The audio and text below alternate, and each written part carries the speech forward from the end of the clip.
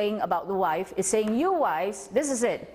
Marriage will be difficult. You have pain as you in your pregnancy, as you give birth, too many conceptions, and then childbirth, and then one more, child rearing, and then not only that, your relationship with your husband will be affected, because inside you, now remember, because of the curse, there is a desire inside the woman to what?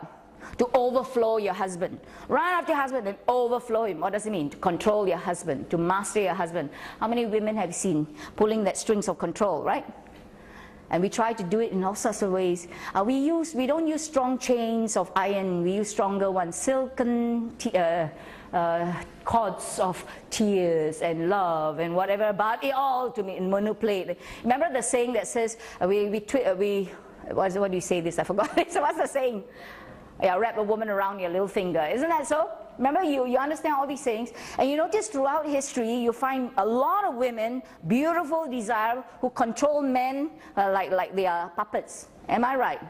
That is this sinful desire working out. So here you have this desire to overpower and control. Very innocently, this is how it starts. Like I say, for example, the first day you get married and you are in your home, so you're so excited. After finishing your meal, your husband, wanting to be a gallant gentleman, offers, I wash the dishes for you. And you say, well, thank you, honey. And then he goes and wash, and your new bride, you go and be with him. You want to just talk to him, etc. As he starts washing, oh, you look at the way he washes, like, don't turn the tap so full. You don't use so much soap powder. Don't this, don't that, don't what. After a while he says, he stops, you do it. He walks out.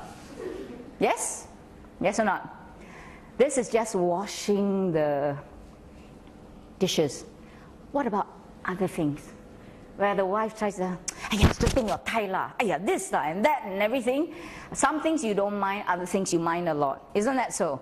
But women, this is part of the curse, where you want to control the man, right? What does God say the man will do?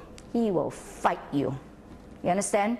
Yet he shall rule over you. So what you need to do is to learn from this lesson, because this is part of the sinful tendency of women. Remember in Genesis 3, Eve took the lead from Adam. As a result, part of the judgment was she's going to always want to take the lead, and what happens is the man will have to the man usually fights her over it. But the other thing I want to warn you about as us as women, when you come to a situation, an emergency, right? You see somebody in trouble, first thing is, we women what? Tell your husband, go do something, go do something. True or not? Why? It's in your mind straight away, you know what you'll do already. You don't want to risk yourself, it's better your husband goes. So you tell her, go do something. You're not supposed to do that. Okay? The husband is supposed to take the lead. You know why? Because in emergency, we are very helpful. Straight away, 10,000 possibilities are in our head as to what to do. Right? For the man, when he doesn't know, he will sort of stay back and wait first for somebody else to do something or tell him something to do before he does it.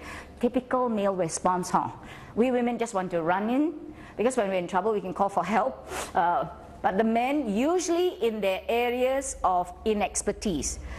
Men see a car broken down on the road, a woman struggling, no problem, expertise, you get down and you do all these things. But in areas where you don't know and you're not sure, look at Adam, right? He saw his wife doing something that he knew is not supposed to be done. Do you know what to do? Just waited, right?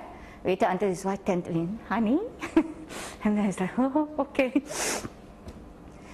This is a tendency amongst men, and a difference among men and women. And so what you need to do is, in situations, women, what we need to do, situations like this, you need to learn to curb your impulse to run and do something, and look to your husband and say, well, dear, what shall we do? And husbands, you haven't the faintest idea. You say, well, what do you suggest? And let her say, and then she gives you a few options, and you think, this one, okay, and then you do. Okay, no?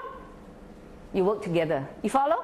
Rather than, one running apart from the other, etc. Now remember, just giving you a little illustration, and what you can do is just work these things out. Here, and he shall rule over you, the Greek, Hebrew word, mashal, meaning to have dominion, to reign, to govern. It's also used of kings with kings. So remember, if you're thinking of the way he shall rule over you, this is the thing.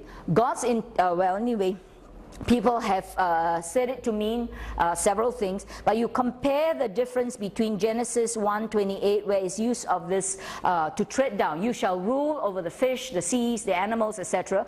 This ruling is to tread down, radah, different words. So here you are, the animals, you tread them down. You don't give them whatever it is. Whereas the Hebrew word used here, mashal, probably gives you a hint of how you are. Even though it's ruling over another, if one king rules over the other, usually if this is a good king, the way you rule over another king, it'll still be with politeness, at least you give them a certain dignity, etc. But when you're a sinful person, what happens is men always take that little bit that God gives and then they stretch it where it should not be. But you can see the Septuagint Greek word is to lord it over, whereas rada means kata kyriepho, to completely dominate over. And what happens